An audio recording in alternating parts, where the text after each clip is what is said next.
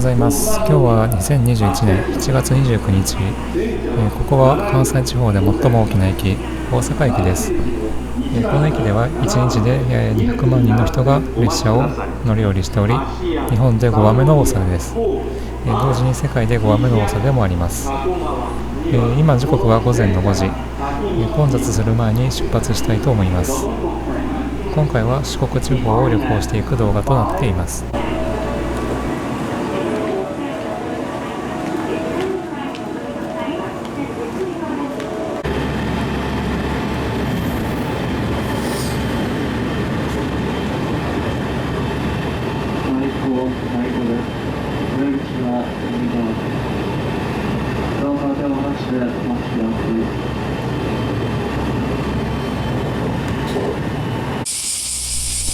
先ほど電車の窓から見ていたこの巨大な橋は明石海峡大橋です。この橋の向こうに四国地方がありますが、鉄道では通れないのでバスに乗り換える必要があります。たくさんのセミが大合唱していて、私の旅の出発を祝福しているかのようです。というかうるさいので頭がおかしくなりそう。さっさと行くことにします。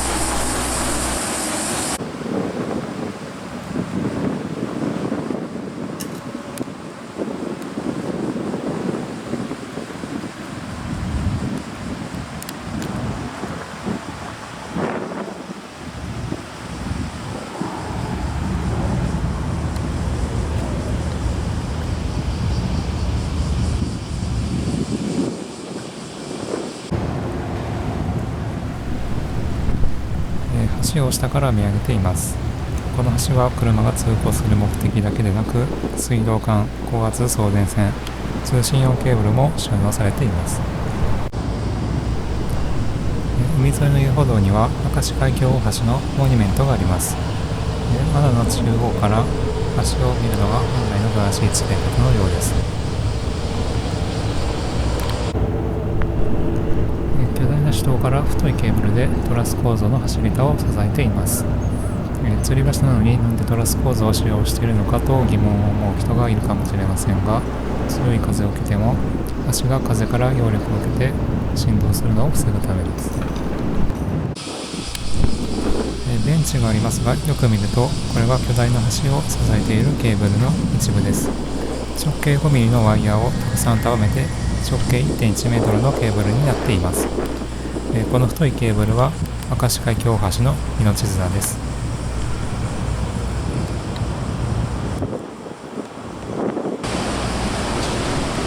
あそこから橋の上まで上がってバスで橋を渡ります。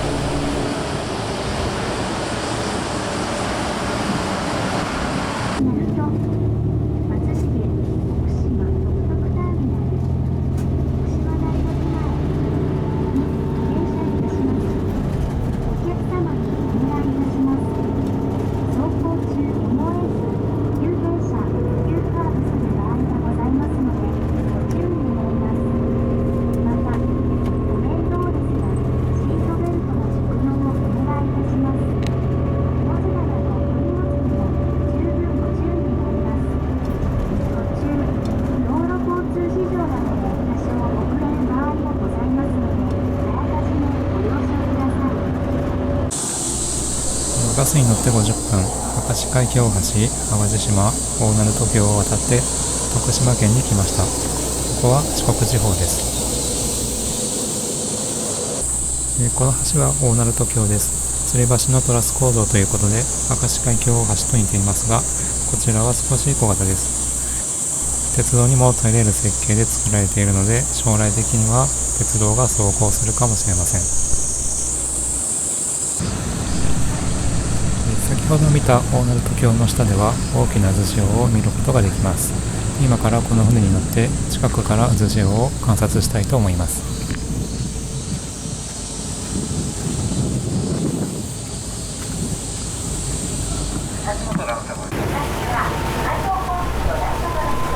船に乗って大鳴門橋の下にやってきました。ここから渦潮を見ることができます。海面が回転している様子を見ることができます。これらは渦潮は右回転しているようです。月の引力と、海底の地形でこのような渦が発生するようです。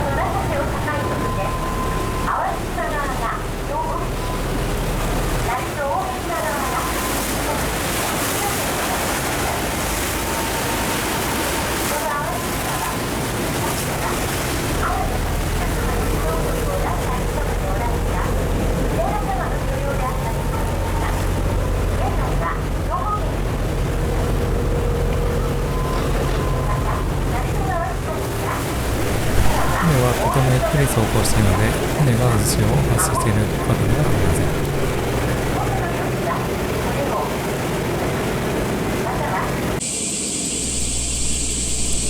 たくさんの国旗が並んでいるので、国連の施設かと思いましたが、これは美術館です。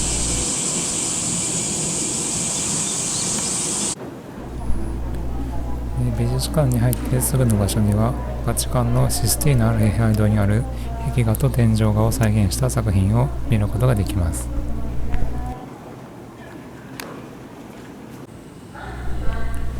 ここにはキリストの最後の晩餐と一緒に撮影できる記念スポットがあります。この人がキリストのようですね。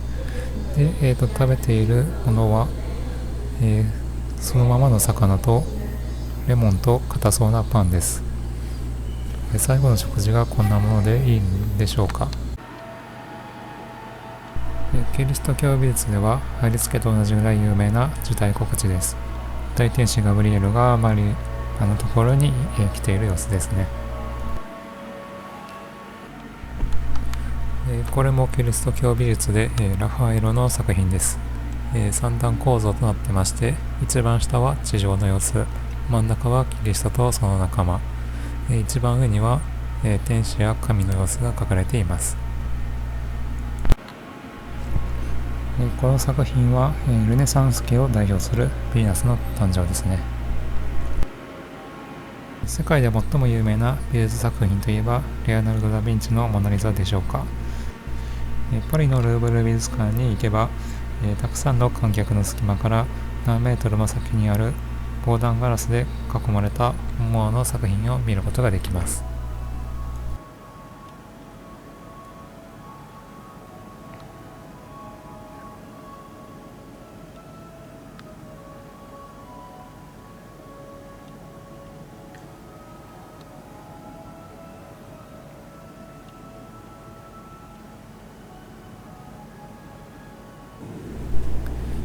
オランダの画家フェルメールの作品で最も有名なのはこの真珠の耳飾りの少女です。ゴッホによって描かれたひまわりの作品は7つあります。1つは戦争で消失していて、残り6つが現存しているが、世界中の美術館でそれぞれ保管されています。このように1箇所で全ての作品を見るのはここだけです。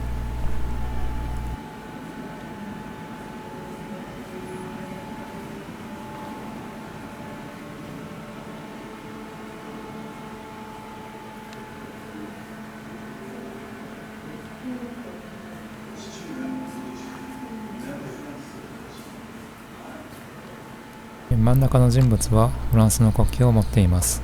これはフランスの7月革命がモチーフとなっています。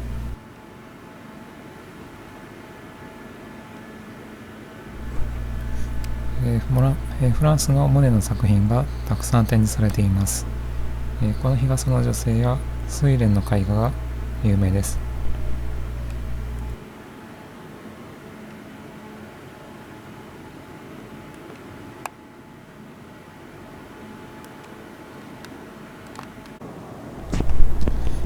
この美術館には世界中の美術館や教会で展示されている美術作品が多く展示されています。もちろん全てコピーです。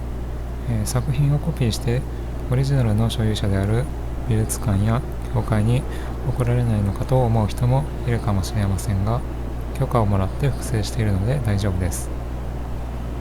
複製は紙ではなく陶器の板に焼き写しているので、大きな作品であれば板のつなぎ目が見えます。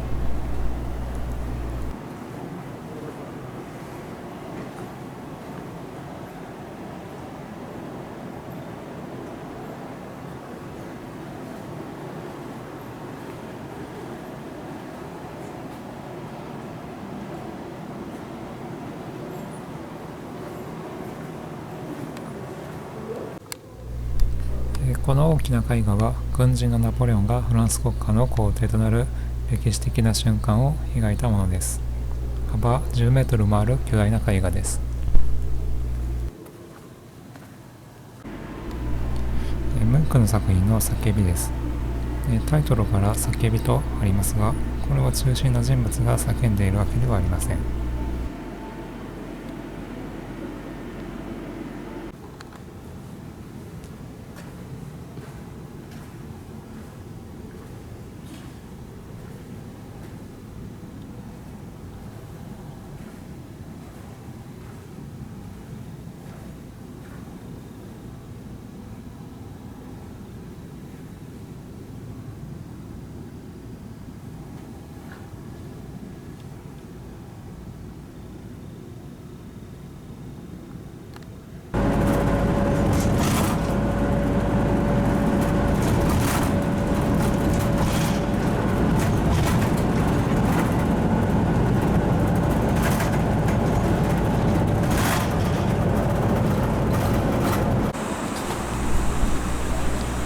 バスに乗って橋を渡り、四国地方の玄関ともいえる鳴門に到着しました。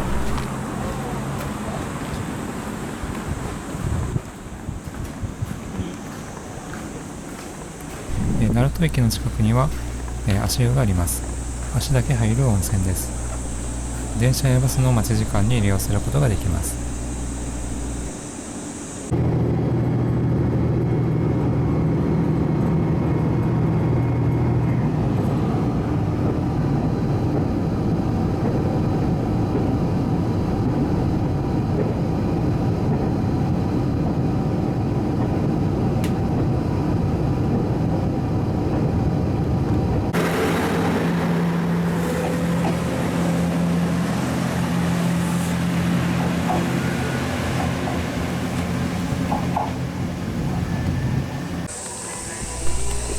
香川県にあるイルカと触れ合える施設に来ました。イルカと一緒に過ごせる施設はとても少ないので、ここでは貴重な体験ができると思います。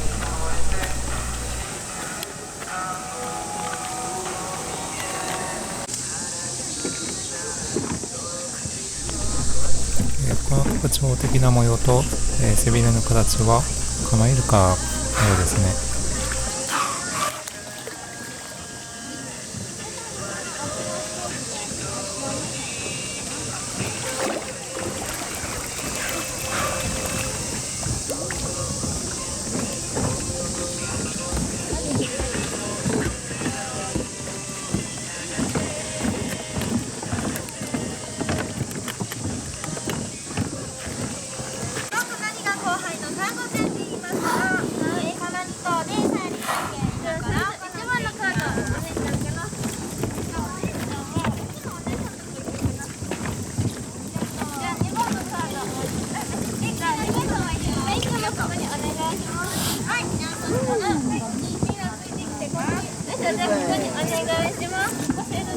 カードいただきます。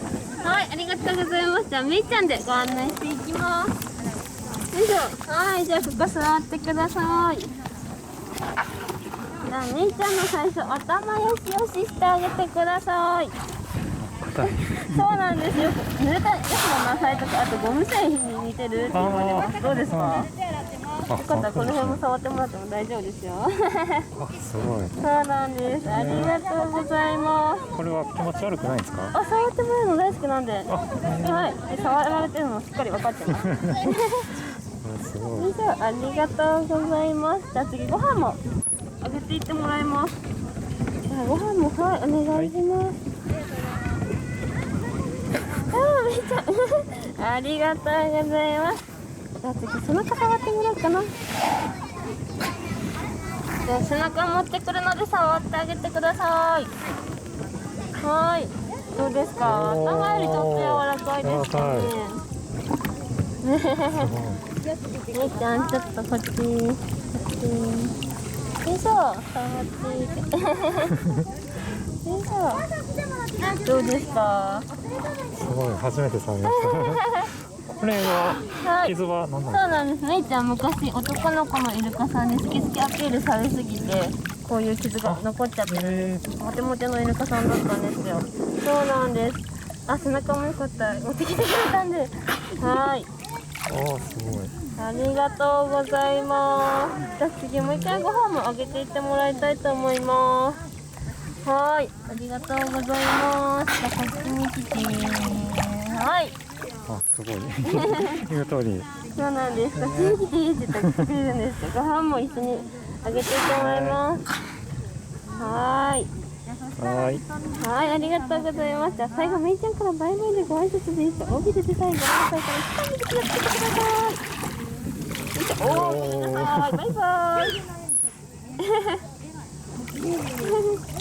じゃあお魚触ったって臭くなっちゃうので向こうでお水流してきてください。ありがとうございます。よいしょ。はい、じゃあお魚触ったって向こうのお姉さんのところで流してきてください。ありがとうございます。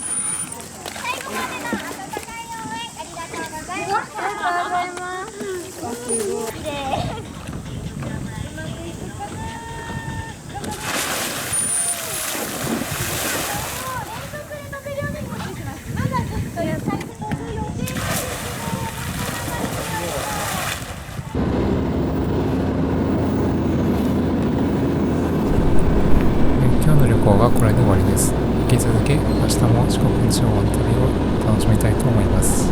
ご視聴ありがとうございました。